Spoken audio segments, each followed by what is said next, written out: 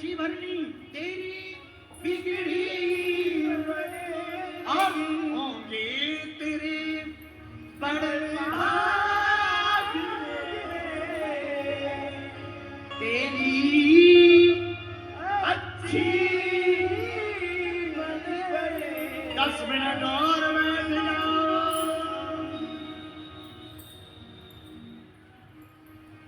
हम तो जाते अपने गांव सबको राम राम राम। अभी नहीं जाना है। श्री सुखदेव जी ने कहा जितासनो जितश्वासो जित संगो जितेंद्रिया। तीसरा उपाय संगत को जीतो। संगत किसकी करो? बढ़िया लोगों की करो। ऐसे समझो तुम बीड़ी पीने वालों के साथ में रहने लगोगे तो 2-4 दिन तुम धुआं सूंघोगे।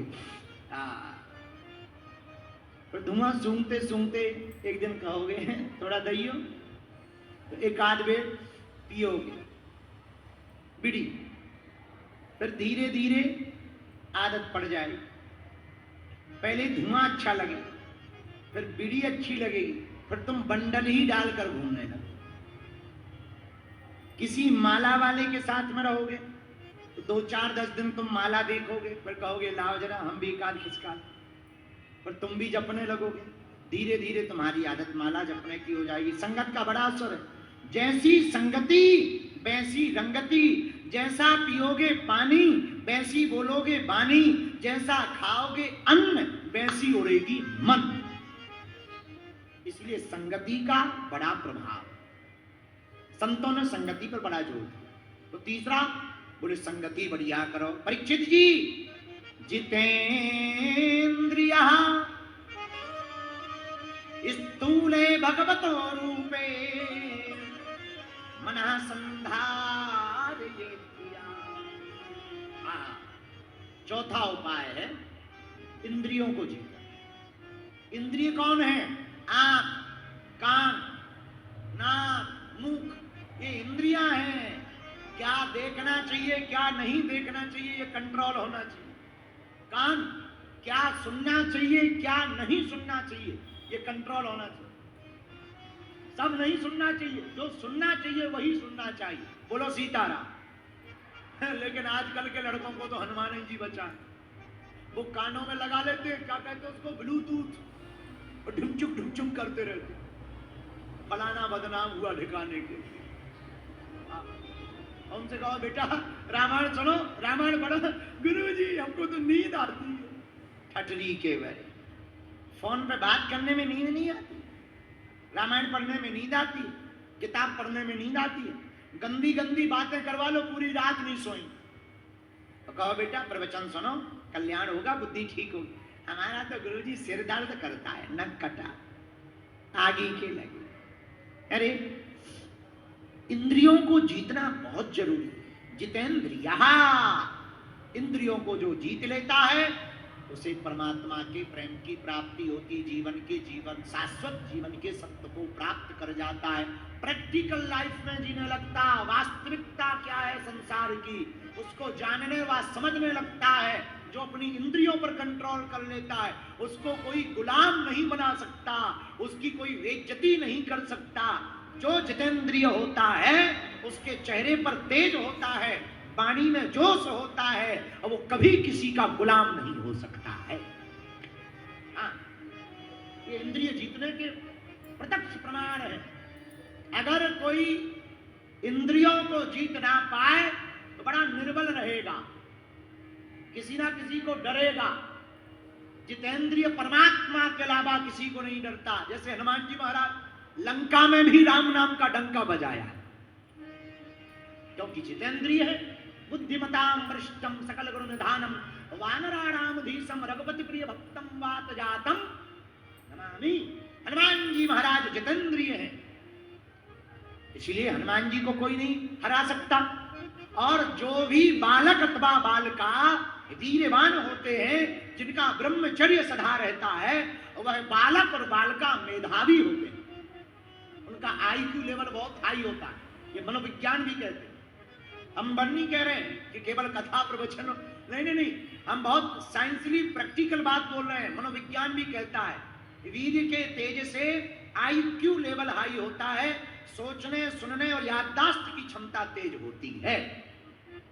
तो जितने भी दुनिया में बहुत बड़े बड़े IQ लेवल के हुए, चाहे वो थॉमस एडिसन हो, अल्बर्ट आइंस्टीन हो, स्टीफन हॉकिंग हो, इन लोगों के बारे में जब रिसर्च करो तो इन्होंने अपने काम के अलावा यत्र तत्र ज्यादा दिमाग नहीं लगाया। विवाह विवाह हुआ पर अपने आप को साध कर रखा। और चाहे अपने हनुमान जी महाराज, बहुत बढ़िया प्रत्यक्ष उदाहरण है। हनुमान जी महाराज के पास में बल कितना, आहा, वो स्वामी तुलसीदास जी ने लिखा, लिमिटेड नहीं है। बोले फिर रामदूत अतुलित रामदूत अतुलित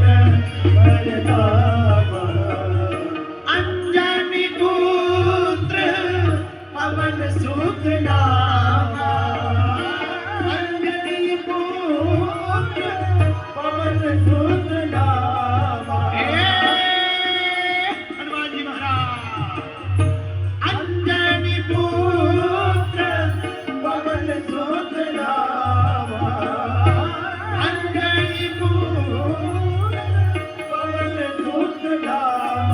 कितना बल है, कितना बल है, कितना बल है, कितना बल है। रामदूत अतुलित बल नामा, रामदूत अतुलित बल नामा, रामदूत अतुलित अतुलित अतुलित अतुलित अतुलित। आज प्रमाण में प्रत्यक्ष प्रमाण है। बोले कितना बल है, नो लिमिटेड डाटा, अनलिमिटेड, कोई लिमिट ही नहीं है। इसलिए लिखना ही पड़ा, रामदूत अतुलित बल धामा, रामदूत अतुलित बल धामा, बल धामा। हनुमान जी के बल का प्रमाण लिया जाए कि अगर हनुमान जी में अतुलित बल है तो कितना बल है। बोले सुनो, एक हाथी बराबर जिसमें बल होता उसको कहते गज। क्या कहते हैं? गज। 10,000 हाथियों बराबर जिसमें बल होता उसको कहते दिग्गज। क्या कहते हैं? दिग्गज। 10,000 दिग्गजों बराबर जिसमें बल होता उसको कहते राजा इंद्र का हाथी ऐरावत। क्या कहते हैं? 10,000 ऐरावत हाथियों बराबर जिसमें बल होता उसको कहते राजा इंद्र। और 10,000 राजा इंद्रों बराबर बल हनुमान जी की पूंछ के एक रोम में है। इसीलिए लिखना पड़ा, रामदूत अतुलित बल धामा, रामदूत अतुलित बल धामा, अंजनी पुत्र पवन सुत नामा, अंजनी पुत्र पवन सुत नामा, अंजनी पुत्र पवन सुत नामा, अंजनी पुत्र पवन सुत नामा, अंजनी पुत्र पवन सुत नामा, अंजनी पुत्र पवन सुत नामा, रामदूत अतुलित बल धामा, रामदूत अतुलित बल धामा, रामदूत अतुलित बल धामा, रामदूत अतुलित बल धामा, अंजनी पुत्र पवन सुत नामा, पवन सुत नामा। श्री राम, श्री राम जय राम, जय जय राम, श्री राम जय राम, जय जय राम, श्री राम जय राम, जय जय राम, श्री राम जय राम, जय राम, जय राम, जय जय राम। अंजनी पुत्र पवन सुत नामा। सुखदेव जी कहते जितासनो जित श्वासो जित संगो जित इंद्रिया। अपनी इंद्रियों को जीतो, आंखों को जीतो। आंखों से क्या देखना चाहिए? पिक्चर नहीं, क्या देखें? आंखें फिल्में देखने के लिए भगवान ने नहीं दी है। बोले किस लिए दी है? आंखों से संतों के दर्शन करो, बोलो सीताराम। कान किस लिए दिए हैं? गालियां सुनने के लिए? नहीं नहीं नहीं, किस लिए? कान दिए सुनवे को सत्संग, भगवान की कथा सुनो, ज्ञान की बातें भी सुनो, पर कथा भी सुनो, इंद्रियों को जीतो। ये 4 सूत्र भगवान की प्रीति के लिए सहायक बताए। आगे विदुर जी के पावन प्रसंग के लिए श्री सुखदेव जी से प्रश्न किया, महाराज हमको विदुर जी का पावन प्रसंग श्रवण करना है। परीक्षित जी ने पूछा, हमें आप श्री विदुर जी का पावन चरित्र सुनाइए।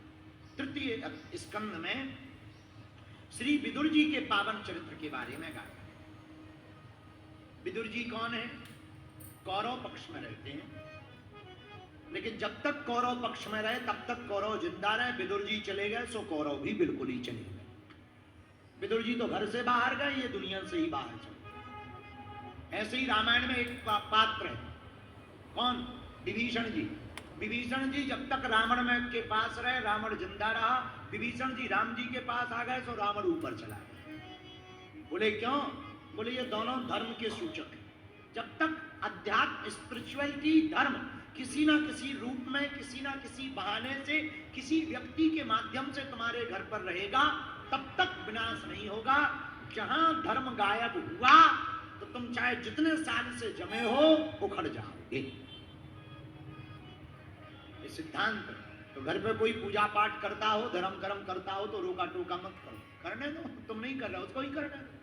कुछ लोग होते हैं खुद तो खाते नहीं है, दूसरों को भी नहीं खाने देते। अरे भाई वो पूजा पाठ कर रहा है, करने दो। उसका भाव, उसके अंदर का परमात्मा ऐसा कह रहा है, अंतर्मुखी होना है उसको।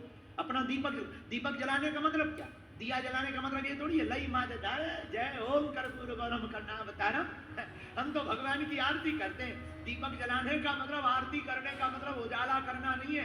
असलियत ये है कि जैसे दीप के प्रज्वलित होने से उजाला होता है, वैसे ही हृदय में ज्ञान का उजाला अगर प्रकट हो जाए तो संस्कार के अज्ञान का अंधेरा मिट जाएगा। बाहर के अंधकार को मिटाने के लिए परमात्मा के पास दीपक जलाने की पद्धति है। बाहर का अंधकार क्या है? ये अपना, ये पराया, ये तेरा, ये मेरा, ये सुख, ये दुख, बल्कि है कुछ नहीं। चीन का एक बहुत प्रसिद्ध दार्शनिक हुआ, बहुत अद्भुत फिलोसफर, अद्भुत फिलोसफी थी उसकी, लाओ त्से। लाओ त्से के सिद्धांत में लिखा गया है, लाओ त्से कहता कि हमने सब देख लिया, फिर कहता हमने सब समझ लिया, फिर कहता हमने सब जान लिया। तो चेलों ने पूछा तुमने क्या देखा, क्या समझा, क्या जाना? धीरे से कहता है सब बकवास है।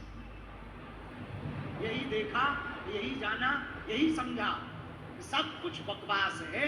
लेकिन ये संसार के रहस्य का पता आप तब लगा सकते जब आप तर्कवादी होंगे, जब आपके अंदर विवेक प्रकट होगा, ज्ञान प्रकट होगा, जब आप सोचने की क्षमता, एक नए तरीके से संसार को देखने की दृष्टि रखेंगे, तब आप दुनिया के रहस्य को जान पाएंगे। इसी प्रकाश का नाम, इसी देखने की कला के नाम को ज्ञान कहा है। जैसे ऐसे समझो, हमें एक गाड़ी मिली, एक हमारा चेला है पन्ना जिले का, बहुत पुरानी बात है, सन 2012-13 की, 14 की हो सकता, तो वैसे हमें ध्यान नहीं। हमारे चेला ने हमें एक गाड़ी दी, वो बैठ गया। छतरपुर में कथा हो रही थी, बोला गुरुजी आपके पास छोटी गाड़ी है, बड़ी ले लो।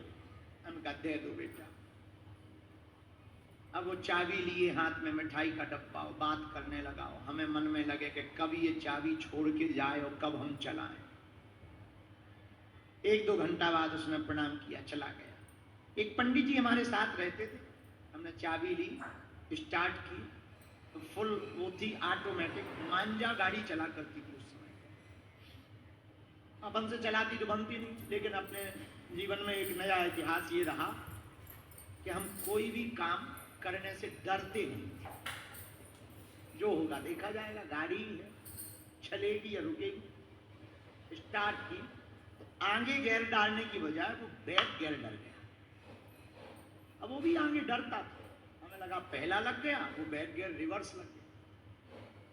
जैसे ही हमने क्लच छोड़ा, एक्सीलेटर हमने किया, पीछे गली फटा, दीवार, उसकी लाइट वाइट की पूरी आंतें बाहर निकल आई।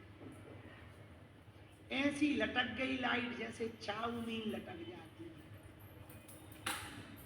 हम नीचे उतरे, पंडित जी बोले अरे राम राम। बोले क्या? हमने कहा क्या हुआ? बोले अब सगुन हो गया, मंगलाचरण में ही गाड़ी की लाइट फूट गई। तो धीरे से वो बोले किसी ने देखा नहीं है, एक काम करो इसे बेच, अब सगुनी आई है, शुभ नहीं है। हमने कहा नहीं, हम इसी को रखेंगे। अब देखने की दृष्टि है, उन्हें लगा ये खराब है, प्रारंभ में ही ठुक गई, अब ये सही नहीं है, पर हमने इसको ऐसे देखा, आज तक भी वो गाड़ी है। हमने कहा नहीं, यही गाड़ी रहेगी। बोले क्यों? हमने कहा भगवान ने बड़ी कृपा की, बड़ा वाला एक्सीडेंट जो आगे होना था उन्होंने आज ही हिसाब किताब हमारा चुकता छोटे में करवा दिया।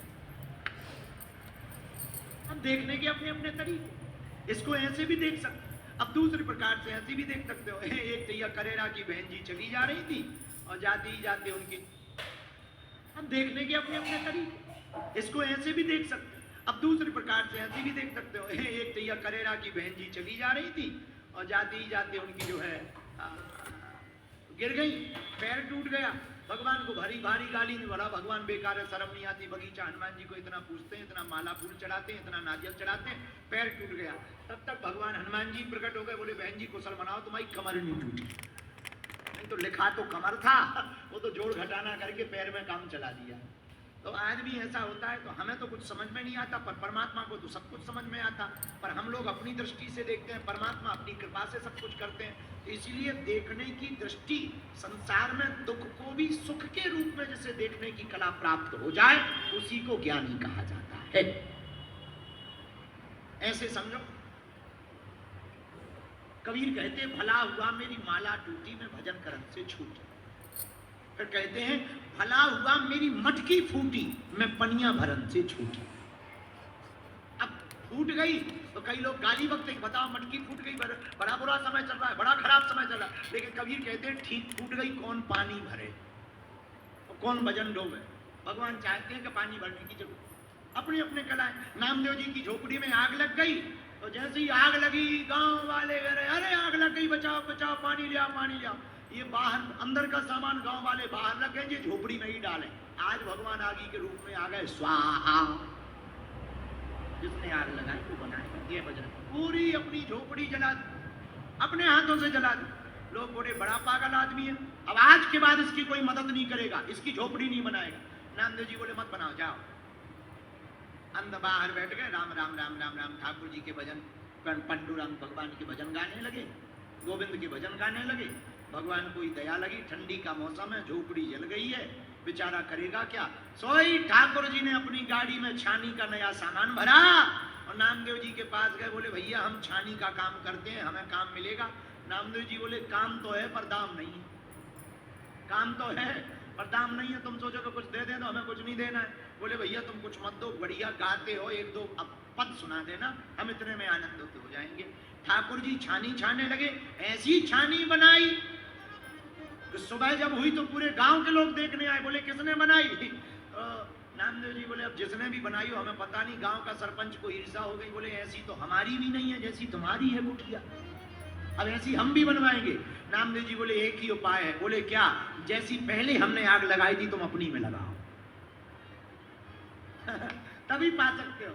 तो अपने अपने देखने की कला है, जो बुरे को भी अच्छे में देखने की कला प्राप्त कर ले, कुछ बुरा हो उसमें भी भगवान को थैंक यू वेरी मच, धन्यवाद कहना सीख जाए, समझ जाना, इसे संसार का ज्ञान प्राप्त हो गया है। क्योंकि इस दुनिया में घाटा कुछ होता नहीं। क्या नहीं होता है? क्या नहीं होता है बोलो? घाटा कुछ होता नहीं है, घाटा लगता तो है पर होता नहीं। ऐसे समझो, एक बात से और पर आगे हम बता। एक आदमी की 3 फैक्ट्री थी, घाटा लग गया, गुरुजी के पास गया, महाराज घाटा लग गया, घाटा लग गया। गुरुजी बोले अभी भी फायदे में। 5-6 महीना बाद तीनों फैक्ट्री बिक गई। ये फिर गुरुजी के पास गया, महाराज अब तो फैक्ट्री बिक गई, बर्बाद हो गई, लुट गए, घाटा लग गया। गुरुजी बोले अब भी फायदे में। जो मकान था वही बिक गए। ये फिर गया गुरुजी के पास, महाराज फैक्ट्री गई सो तो ठीक है, मकान ही चला गया, अब तो लुट गए, बर्बाद हो गए, मिट गए। घाटा लग गया। गुरुजी बोले अब भी फायदे। अब इसका बड़ा दिमाग खराब, अब पूछते बने नहीं कि फायदा क्या। एक दिन घरवाली भग गई, पैसा दे नहीं तो वो पड़ोसी के साथ चली। अब ये फिर गुरुजी के पास आया। गुरुजी बोले क्या बात है? बोले अब पूछो ना, सो ठीक है। बोले नहीं नहीं नहीं, क्या बात? बोले फैक्ट्री गई सो तो ठीक है, मकान गया सो तो ठीक है, लुगाई चली। गुरुजी बोले अभी फायदे में। अब इसका मन तो हुआ कि अच्छा डंडा उठा, लेकिन गुरुजी है, कौन मारे? बच्चे ही छोड़ के भग गए। अब ये फुटपाथ पे आ गया, कपड़े फट गए। गुरुजी रास्ते में मिले, इसने प्रणाम किया। बोले महाराज अब तो सबई चला गया, हम ही भर बचे। गुरुजी बोले अभी भी फायदे में हो। तो इसने तुरंत अपना पैर लिया, अब पैर तोड़ा, रोने लगा। बोले गुरुजी अब तो पांव भी टूट गया। गुरुजी बोले अभी भी फायदे में हो। अब इसने गुरुजी के गले पे रखा छुरा। बोले वो फायदा बताओ कौन सा है? अब हो गए तुम गुरुजी और हम हो गए तुम्हारे चेला।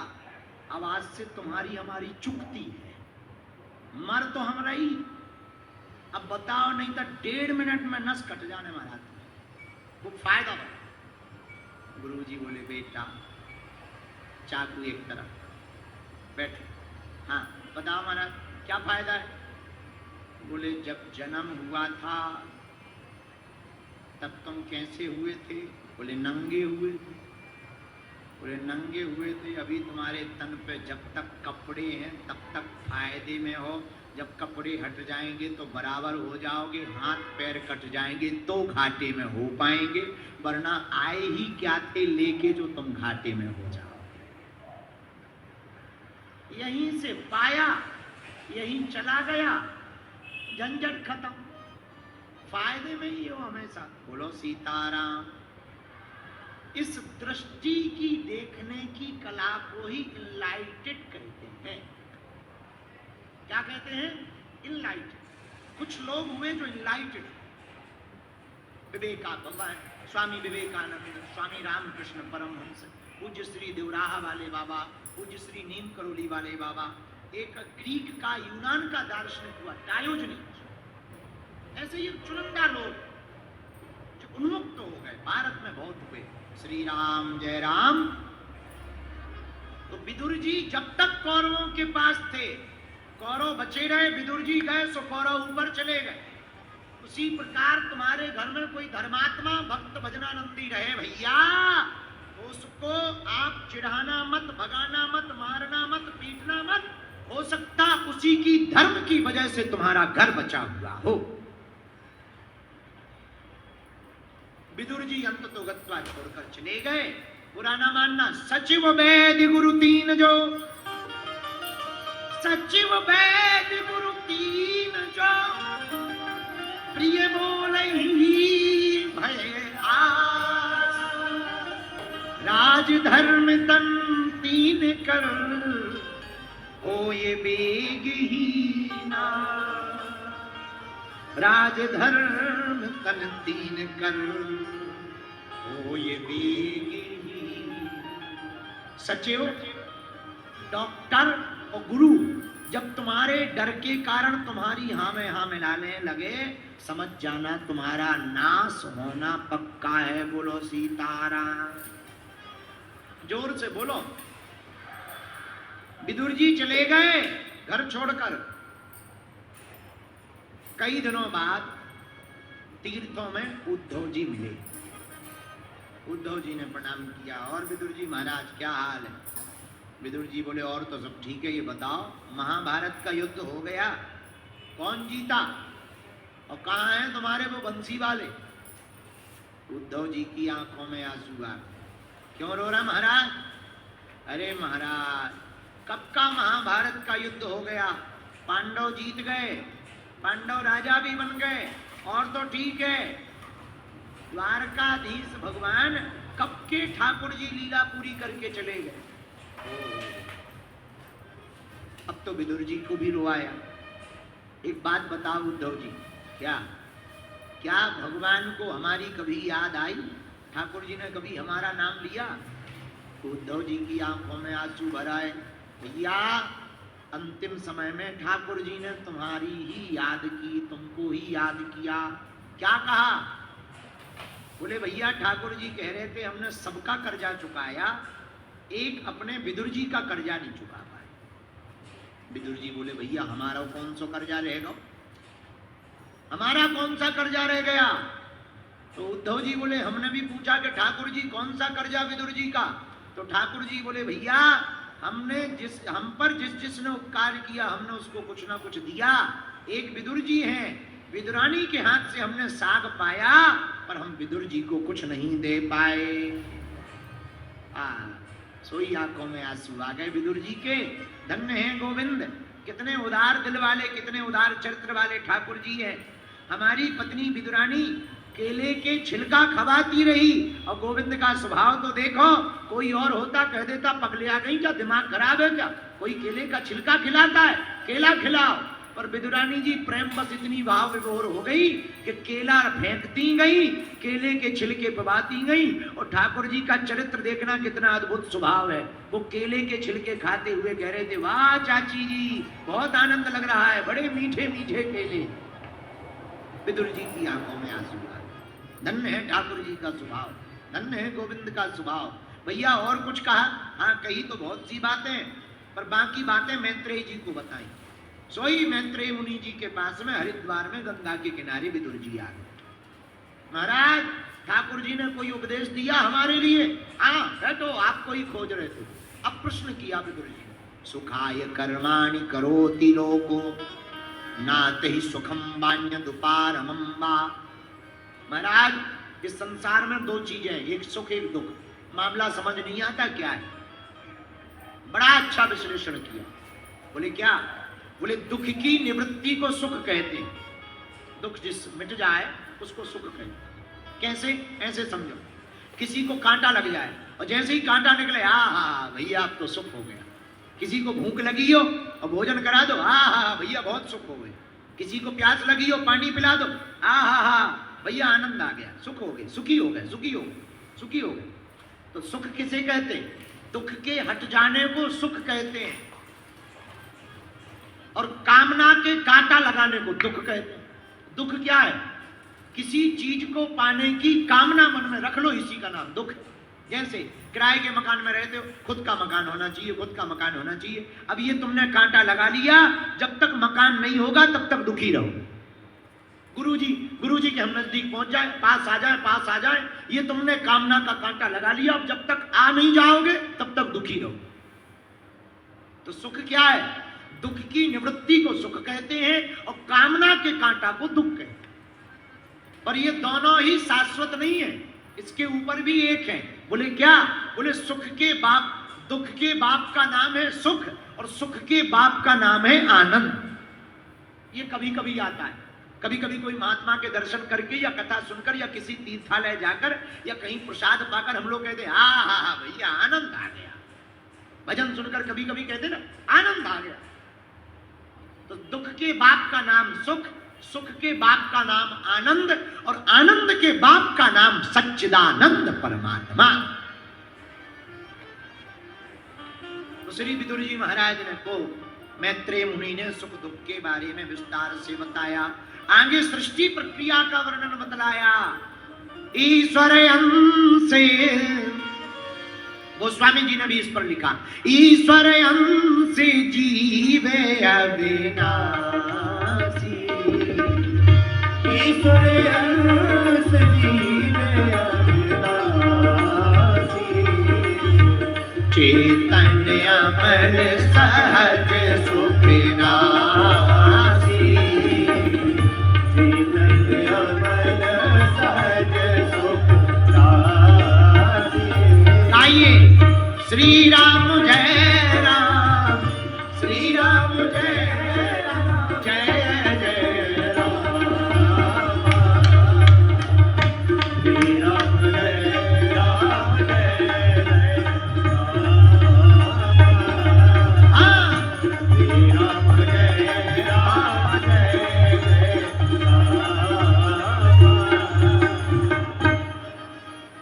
मैत्रेय मुनि ने विदुर जी को संसार की रचना कैसे हुई ऐसा बताया।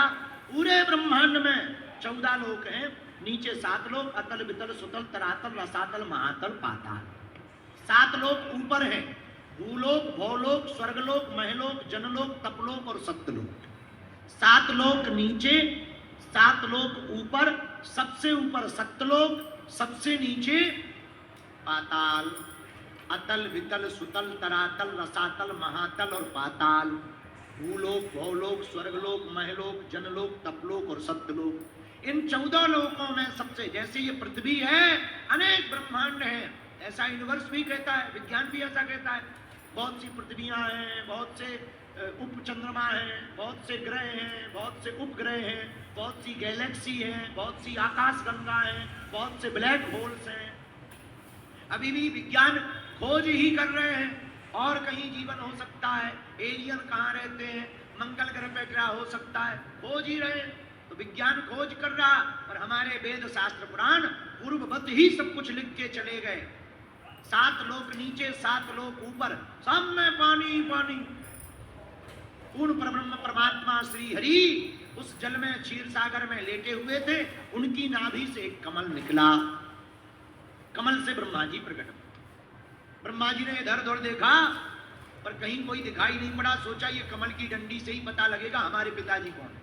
सोई कमल की डंडी पकड़ के नीचे आए, पर पानी में जितनी देर तक श्वास रोके रहे सो चले आए, पर लगा के अब तो मर जाएंगे, सोई फड़फड़ा के ऊपर आ गए। पर पिताजी का माताजी का पता ना चला कि हमारा जन्म क्यों हुआ, हम कौन है। तब तक ब्रह्मा जी के कान में 2 शब्द सुनाई दिए, हे ब्रह्मा जी तापा, तप करिए।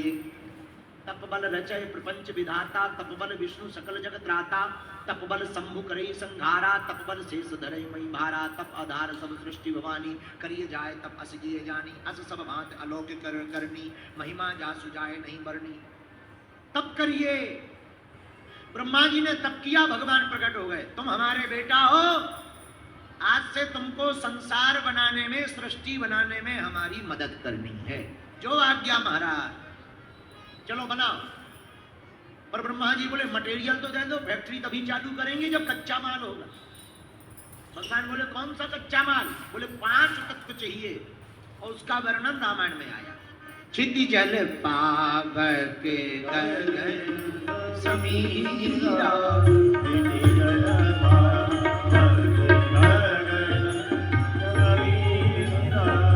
छिति जल पावर समीरा,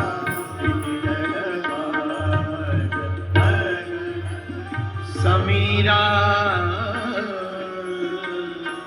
छिति जल पावर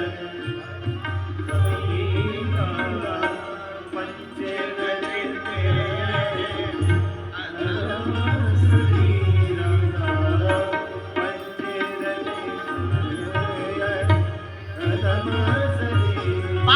पंचे मिलकर के शरीर बना। कौन कौन तत्व? अग्नि, जल, आकाश, पृथ्वी और हवा, वायु, ये 5 तत्व से मिलकर के शरीर बना। लेकिन प्रश्न खड़ा होता है कि ये तत्व आए कहां से ब्रह्मा जी के पास, कच्चा मटेरियल आया कहां? ये 5 तत्व भगवान नाम से प्रकट हुए। कौन नाम से प्रकट भय? बोलो बोलो। भगवान नाम से। भगवान नाम को अगर मात्रा सहित पढ़ा जाएगा तो 5 अक्षर है। पहला अक्षर भगवान में कौन सा है? भा से हो गई भूमि प्रकट। दूसरा अक्षर कौन सा है? गा, गा से हो गया गगन प्रकट। तीसरा अक्षर कौन सा है? वा, वा से हो गई वायु प्रकट। अब बड़ा वा है तो मात्रा पढ़ी जाएगी आ, तो चौथा अक्षर कौन सा है? आ, आ से हो गई अग्नि प्रकट। और 5वां अक्षर कौन सा है? ना, ना से हो गया नीर प्रकट। ये 5 तत्व भगवान नाम से ही प्रकट हो गए। ब्रह्मा जी ने इन 5 तत्वों को लेकर के सृष्टि बनाई, लेकिन सबसे पहले मानसिक संकल्पिक सृष्टि बनाई। संकल्पिक सृष्टि ब्रह्मा जी ने संकल्प लिया, 4 कुमारों को बनाया, सनत सनंदन सनातन सनत कुमारों को बनाया। 4 कुमार बनाए। चारों से ब्रह्मा जी ने कहा बेटा संसार बनाने में हमारी मदद करो। चारों बेटा बोले पिताजी हम तो भजन करेंगे, तुम्हारे चक्कर में नहीं पड़ेंगे। कुछ लोग हमारे पास आ जाते, महाराज हमारा बेटा हमारी बात नहीं मानता। भैया ब्रह्मा जी के लड़कों ने उनकी नहीं मानी, हमारी क्या खाक माने। चारों बेटे भजन करने चले गए, तब भी ब्रह्मा जी को नहीं रहा गया। ब्रह्मा जी की भ्रकुटी टेढ़ी हो गई क्रोध के मारे। भ्रकुटी भेदन करता हुआ एक रोता हुआ बालक प्रकट हो गया। नाम हो गया रुद्र भगवान। बोलो रुद्र भगवान की। बेटा संसार बनाओ, सृष्टि बनाओ, सृष्टि। रुद्र भगवान इतने खतरनाक, उन्होंने भूत प्रीत बनाना शुरू कर दिया। इतने भूत प्रीत बनाए, सांकनी डांकनी प्रेत चुड़ैल भैरवासन पिशाचिनी।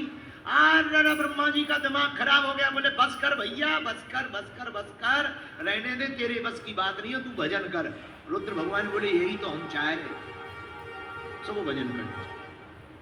अब ब्रह्मा जी नहीं रहे, ब्रह्मा जी नहीं माने। आगे ब्रह्मा जी ने 10 ऋषियों को उत्पन्न किया। मरीचि, अत्रि, अंगरा, पुलस्त, पुलह, क्रतु, भृगु, वशिष्ठ, दक्ष और देव ऋषि नारद। ये 10 ऋषियों को प्रकट किया। लेकिन इतना ही नहीं, वाम अंग से कन्या का जन्म हुआ जिसका नाम था शत्रुपा। दक्षिण अंग से ब्रह्मा जी के एक पुरुष का जन्म हुआ जिसका नाम था मनु। वाणी से बेटी सरस्वती, छाया से कर्दम ऋषि प्रकट भय। मनु और शत्रुपा से ही हम सब मनुष्य हुए, इसलिए हम लोगों को मानव कहा जाता है। ये पूरी सृष्टि है। मनु शत्रुपा किसके द्वारा प्रकट भय? बोलो बोलो, ब्रह्मा जी से, हाँ या ना? बोलो, ब्रह्मा जी से। अब मनु शत्रुपा की 5 संतानें हुई, 3 बेटियां 2 बेटे। आकुति, देवहूति, प्रसूति, 3 बेटियां 2 बेटे, प्रियव्रत और उत्तानपाद।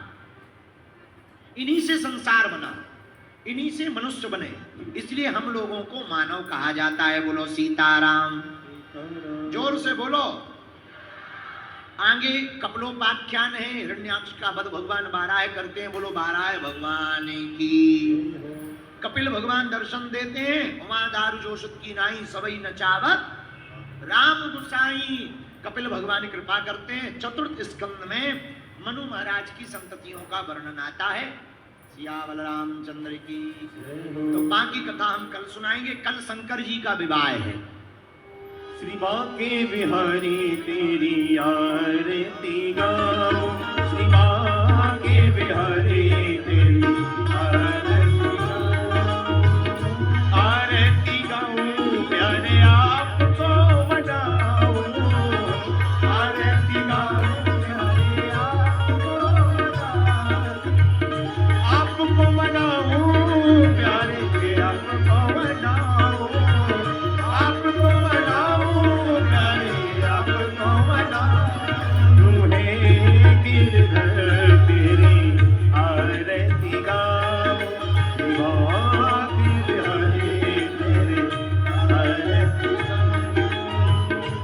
और मुकुट तेरे शीश पे सोहे, और मुकुट तेरे शीश पे सोहे, प्यारी वंशी मेरो मन मोहे, प्यारी वंशी